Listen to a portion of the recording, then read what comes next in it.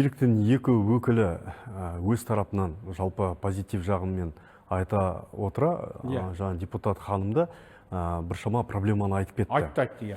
Бірақ дегенмен жаңа депутатта өзі Ақтөбе мен Түркістанға бардым дейді ғой.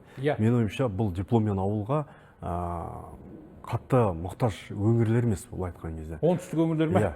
Енді дипломмен ауылға ашығын айтқан кезде бұл мемлекеттік өңірлік саясаттың бір құралы ғой. Яғни бізде урбанизация Қазақстанда емес, әлемде жүріп жатыр ғой. Қазақстанда өте қарқынды жүріп жатыр. Яғни ауылдың халқының саны азайып жатыр, тіпті ауылдар қысқарып жатыр қазіргі кезде. Ол солтүстік өңірге қатысты мәселе ғой. Соны шешу жолы ретінде бұл ұсынылған жоба ғой, 2009-дан бері келе жатыр. Енді мақсаты елді мекендерді жауып қалмау үшін, сол жердегі кадр болмаса ауыл жабылады ғой. Сол үшін жасалған болса да, бірақ біз кадрмен толтырып атқан жоқпыз, айналып келген кезде. Бізде, мысалы, дипломмен ауылға, бізде унитарлы мемлекет қойыз ғой. Бүкіл қағида, бүкіл өңірлерге тиесілі бірде жүреді дегенмен, бізде географиялық ерекшеліктер бар және экономикалық ерекшеліктер бар. Мысалы, мен ойымша, халық тығыз орналасқан жерде, ашығын айтайық, оңтүстік өңірлерде, Қызылорда, Шымкент, Түркістан облысы, Жамбыл, Алматы облыстарында, тіпті кейбір Шығыс Қазақстан болсын, басқа жерлерде бұл дипломмен ауылға қажет емес сияқты. Өйткені ол жақта кадр тапшылығы жоқ. Тапшылығы жоқ дейсіз. Ол жақта бір орынға, мысалы, білім саласы болсын, денсаулықта болсын, 10-20 адамда тұруы мүмкін. Кезекте тұр. Ал бізде мәселе қайда тұр? Бұл жаңағы солтүстік өңірлерде. Маман тапшы. Бізде кәсіби маман емес, жалпы кадр жоқ. Ол денсаулық болсын, басқа да болсын, жалпы көш үлкен жүріп жатыр.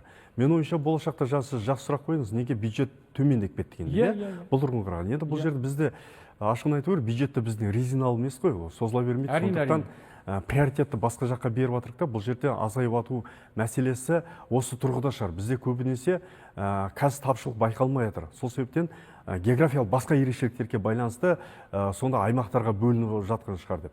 Енді жаңа сіз қойған сұрақтарға қатысты да айтып кетейін. Енді біз өңірде жүрміз ғой. Біз көлікпен емес, ауылдың ішінде жаяуда жүріп қараймыз. Біз нарықтық экономикада өмір сүріп жатырмыз. Кезінде бұл әдістер Совет үкіметтің кезде де болған. Ел ішінде емес, тіпті республикалардың арасында жолдамасын береді, басқа республикаға кете береді. Қазір біз ондай романтика жоқ. Кезінде бамды да салып берген жастар. Қазір жастарды олай ынталандыра алмайсың. Жаңа сіз жақсы айттыңыз. Жаңағы 300 мың теңге ол бір рет берілетін ақша, ол ақша көмек емес. Ал екінші үлкен көмек бұл жаңа кредит үй алуға беретін. 0,1%-бен ол әрине жеңіл. Бірақ 7 миллион ауылдық жерлерде бірінші кезекте үйлер жоқ. Ол бағаға тіпті сатып алатын үйлер де болмауы мүмкін. Бізге керегі тысқары жатқан ауылдар ғой. Мысалы, шекаралық аймақтар бар. Жастарды сол жаққа тартуымыз керек. Бірақ ол жерде үй жоқ. Айналып келген. Сосын бұл жерде екінші жағы бар. Үй алуға беріледі және құрылысқа береді дейді. Қазір 7 миллионға үй сала алмаймыз. Біз өз-өзімізді алдып жатырмыз. Сондықтан мен ойымша көрсеткіштердің бәрін қайтадан қарау керек дейсіз ғой. Қарау керек. Мен ойымша депутат та, министр өкілі де қарсы емес. Қаражатты көбейтуге болады. Бірақ біз енді көрпемізге көсілуіміз керек деген сияқты. Сол себептен мен ұсынысым, жалпы кадр тапшылығы жоқ елді мекендерден бұл бағдарламаны тоқтатқан дұрыс деп ойлаймын. Өте тапшы мамандықтар.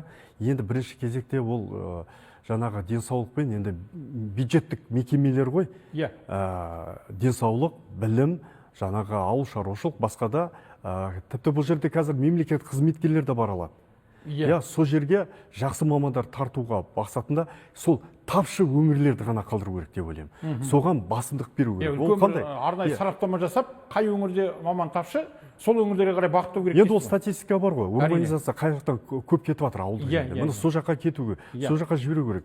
Өйткені тапшылық жоқ жерге біз бере бергеннен оны артығымен неменеге бере береміз? Және де бұл қараңызшы, біз экономикалық эффекті жоқ қой.